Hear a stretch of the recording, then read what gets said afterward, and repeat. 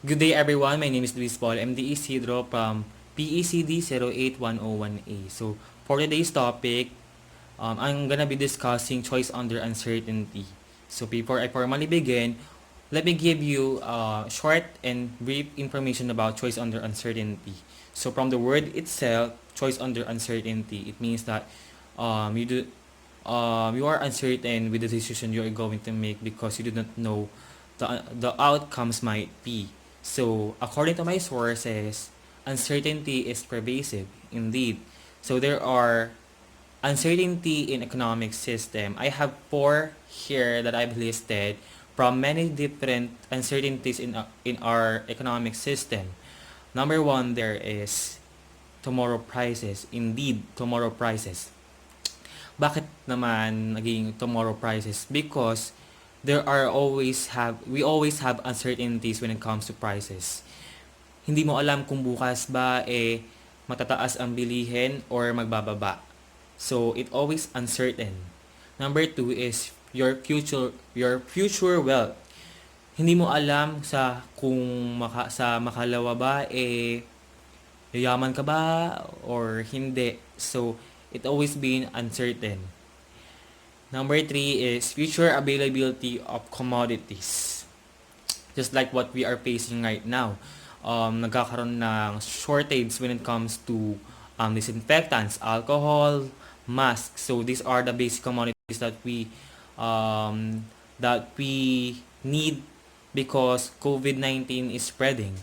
And number four is present and future actions of other people, uncertain. Because sabi nga nila, um, lahat ng tao nagbabago at lahat ng actions nila ay nagbabago. So, I listed that because actions are always uncertain. It depends upon the scenario. And under choice under uncertainty, we have four contents here. And these are the budget constraint when it comes to contingency commodities. Number two is the probability and expected value. Number three is the pair odd lines. And number four is risk preferences. Kasama sa mga content na to ay ang gamble or ang pagsusugal. So, it was being said that gamble or ang pagsusugal ay isa sa magandang example when it comes to choice under uncertainty. Bakit? Suppose that you only have 50 pesos. This is an example. Suppose that you only have 50 pesos and you are given a chance to play a lottery worth 50 pesos. So, itataya mo yung 50 pesos mo na yon without knowing the outcome. So, you are uncertain if you're going to play or not. Pero naglaro ka. And then, you take the risk. Dun pumapasok yung choice under uncertainty because you are not certain with your decision na maglaro kasi hindi mo naman alam kung ano ang magiging outcome because uncertainty always have two sides, the positive and the negative probability. Kasi hindi mo alam kung nanalo ka or hindi. So there is a 50-50 chance na mananalo ka or matatalo ka. So under siya ng uncertainty. Kasama din dito sa content na to ang contingent commodity. So basically, the main idea of contingent commodity is to consider the environmental event in which the commodity is being available. Ang example nito ay ang halo-halo. So kailan ba lumalabas lang ang halo-halo? Tuwing tag-init. So may tuturing na contingent commodity ang halo-halo kasi ito yung mga produkto na lumalabas lang for a certain phenomena. Like for example, kapag mainit, ang contingent commodity mo dito ay yung mga manilimig na bagay para maibsan ang mainit na panahon. Like for example, halo-halo, ice cream, ice candy, these are the contingent commodity. Lumalabas lang ang mga produkto na ito based on the phenomena or the environmental event. Likewise, hindi lumalabas tong mga product na to when it comes kapag malamig ang panahon. Like for example, kapag mga January, mga February, mga months na mga malalamig. So, sinong bibili nito kapag merong halo-halo, malamig na nga, ang klima malamig pa ang bibilhin. So, walang bibili nito. So, basically, the main idea of contingent commodity, these are the goods or these are the commodities that only lasted for a specific phenomena.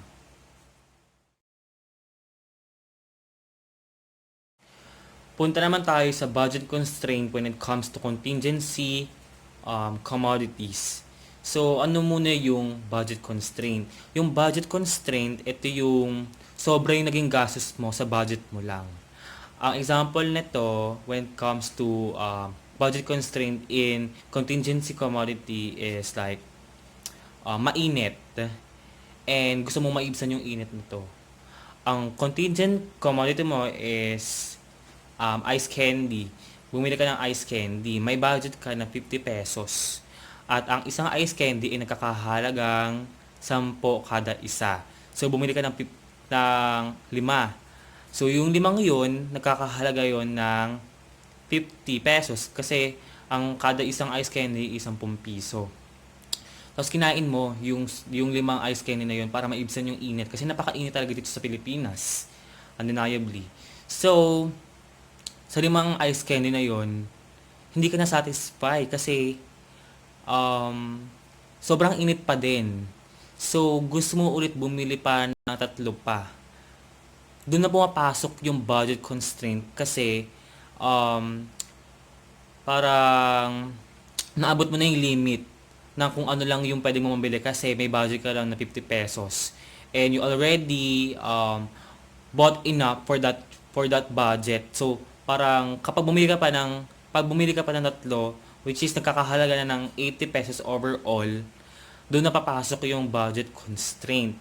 Kasi sobra na, labis na sa limit yung gusto mong gastusin. But in contrary, hindi mo ma-achieve yung hindi ka magkakaroon ng budget constraint kapag bumili ka ng ice candy sa taglamig, which is not applicable when it comes to contingency commodity because ice candy is only contingent kapag mainit. And then, hindi ka makakaranas ng budget constraint when it comes to ice candy kapag taglamig kasi hindi ka bibili ng ice candy kapag malamig. Mga contingent commodity kapag taglamig is hot chocolate, coffee. So ito yung mga product lang na nag-e-exist kapag, or ito yung mga product lang na mataas yung demand kapag may certain phenomena. Like for example, kapag mainit, may ice cream. So, walang budget constraint sa budget mo kapag taglamig kasi yung ice candy na yon is not applicable. Sa probability and expected value naman, tuturuan ko kayo kung paano isolve yung expected value with its formula. So, ganito yon. Kung paano kuhain ang expected value. So, we have here the outcomes and the probability. So, our outcomes is labeled as x sub 1, x sub 2, up to x sub n. And our probability is labeled as p sub 1, p sub 2, until p sub n. So, our formula that we are going to use is e of x is equals to x sub 1 times p sub 1 plus x sub 2 times p sub 2 until plus x sub n to p sub n. So, meron tayong example dito na laro. So, ang laro na to ay pinamagatang let's play a game or not. It only costs 1 peso to play. So, meron tayong bilog dito na may arrow. So, every 1 peso, pwede ka mag-spin dyan. At kung ano man yung natamaan ng arrow, ayun yung pwede mong iuwi na pera. So, kukumputin natin kung ano yung kung ilan yung probability ng bawat numbers na yan para makuha sila. Well, the first step is meron tayo ditong outcomes and probability. Ang first step natin is ilalagay natin lahat ng pwedeng outcomes natin. Ang outcomes natin ay ito yung mga numbers na pwedeng mapalanunan. So we have 0. 0. Meron tayong 1. Meron tayong 2. Then meron tayong 10. So sa outcomes, meron tayong 4 na pwedeng maging outcomes. Sa probability naman tayo. So paano natin makukuha yung probability nito? Sa 2 pesos, ang probability niya is 1/4. Because atong bilog na to ay nahati sa 4 na region. So every region, 1/4. 1/4, 1/4, 1/4 is equals to 1 whole. Pero itong region na to is nahati. So, sa 0, meron siyang 1/4 na probability. Because this region ay merong 1/4 na probability. Pero yung 0 na outcome, dalawa. So, 1/4 divided by 2, kasi dalawa sila, is equals to 1/8.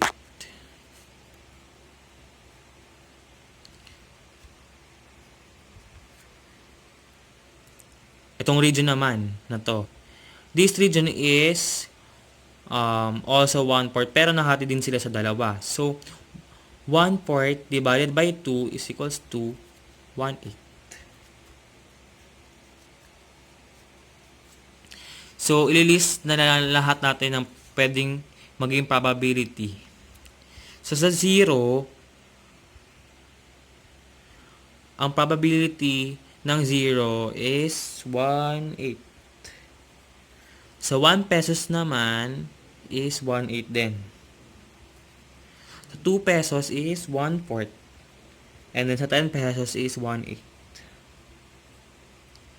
After natin makuha lahat ng outcomes and probability, proceed tayo sa distribution sa formula niya. So, ang formula nito is, ay bago pala natin i-distribute, sa outcomes,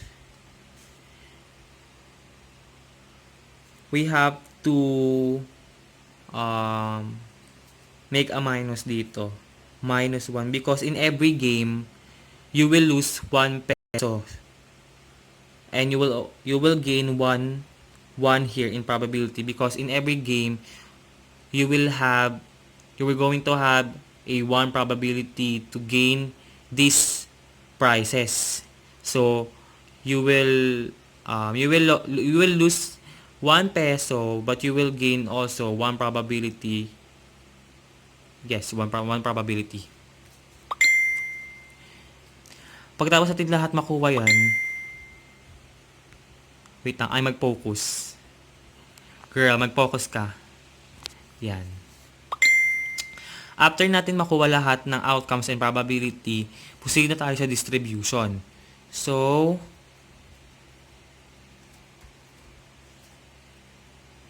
-1 times -1, -1 serves as our outcome is equals to 0 times 1/8 plus 1 times 1/8 plus 2 times 1/4 plus 10 times 1/8. So, kapag na-distribute natin sila lahat, proceed na tayo sa operation.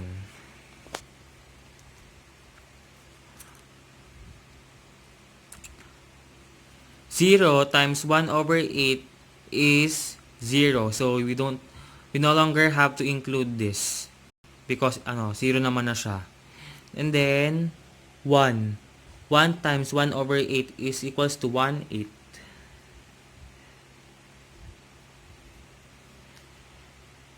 2 times 1 over 4 is equals to 2 fourth. So 1/8 plus 2 fourth plus 10 times 1 over 8, 10 times 1 over 8 is equals to 10 over 8. So 1, ito naman, sa 1 times negative 1 is equals to negative 1. So, makikita natin na ang frequent denominator nila is 8. So, ang gagamitin natin na denominator is 8 also. So, para maalis to into fraction, we are going to use negative 8 over 8 plus 1 over 8 plus, ito, 2 fourth magiging, since ginamit natin yung denominator na 8, magiging 4/8 siya. Plus 10 over 8. So, kapag nakuha na natin lahat ng result, ipagpa-plus natin lahat yan. So, ang sagot in decimal number is 0.875. So, in every spin, meron kang 0.875 para makuha tong lahat ng, so each region meron kang 0.875 na probability na makuha tong every region. Ito yung overall na sagot. Ito yung expected value or the probability. So the answer in decimal form is 0.875. But in fraction form, that would be 7 over 8. So given, if you played for 100 times, if you play, girl, mag-focus ka. If you play for 100 times, expect to win. So, ang i-expect pong mapapalanunan is that 100 times 0.875. So, 100, kasi maglalaro ka ng 100 times yung probability, yung expected value. That would be 87.50 pesos. Ito yung pwede mong mapalanunan kapag naglaro ka ng 100 beses. So, 87.50.